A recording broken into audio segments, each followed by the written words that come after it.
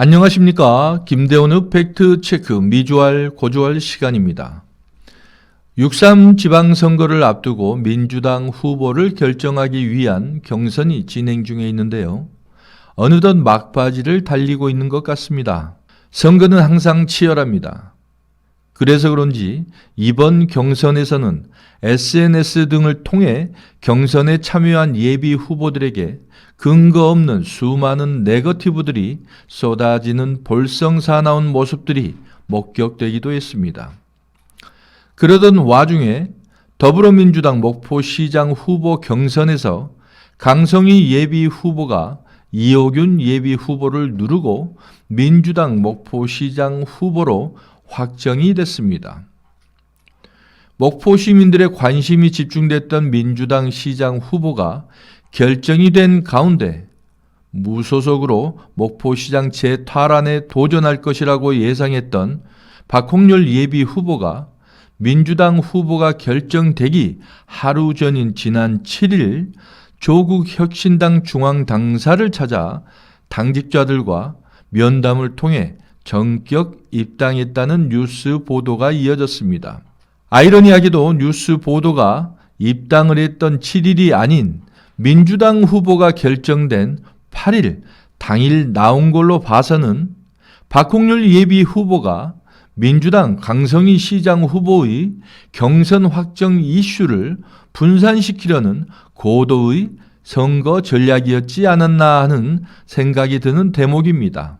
박홍렬 예비 후보는 페이스북을 통해 조국 신당 입당 이유를 이렇게 전했습니다.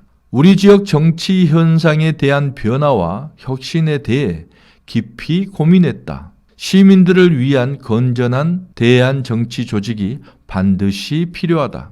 이번 선거에서 가짜 뉴스와 흑색 선전과 비방이 아닌 정책과 비전으로 경쟁하는 공명준법 선거가 되도록 최선을 다하겠다라고 밝혔습니다.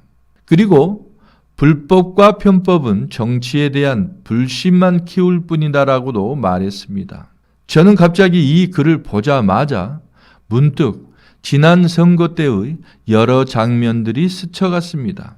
이렇게 뉴스 보도를 통해 시청자 여러분들께서도 많이 아시는 내용입니다만은 지난 선거에서 당시 박홍렬 전 시장의 배우자 정향숙 씨가 상대 후보인 김종식 후보의 낙선 목적으로 금품을 요구한 혐의, 즉 공직선거법 위반으로 징역 1년 6월에 집행유예 3년, 대법원 최종 판결을 받았다는 기사입니다. 이로 인해서 당시 박홍렬 시장은 직위가 해제되고 1년 동안의 목포시정이 거의 마비 상태가 되기도 했습니다. 또 이 사진은요, 지난 지방선거 당시 김종식 후보에 대한 비방 내용을 차량과 도보를 이용해 마치 삐라처럼 살포를 했던 사진입니다. 한편 목포 지역 사회에서는 박홍렬 예비 후보의 조국 혁신당 입당을 두고 많은 비난과 질책들이 터져나왔습니다. 정태관 문화현대 이사장은 페이스북에 이런 글을 올려 눈길을 끌기도 했습니다.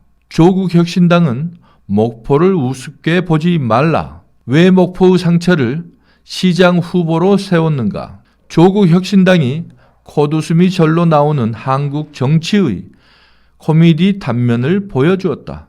박 전 시장은 배우자의 공직선거법 위반 사건으로 시장직을 상실했다.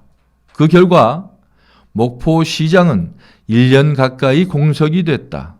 지역사회에 큰 상처와 많은 피해를 시민들에게 고스란히 남겼다. 이런 부담을 뻔히 알면서도 덥석 끌어안은 조국 혁신당이 목포 시민을 우롱했다.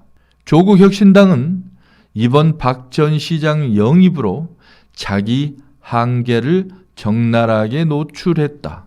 목포를 우습게 본 정치의 대가는 결국 시민의 냉정한 판단으로 돌아갈 것이다. 라고 정태관 이사장은 맹비난을 했습니다. 이외에도 SNS를 통해 적지 않은 유저들의 많은 비난들이 이어졌습니다.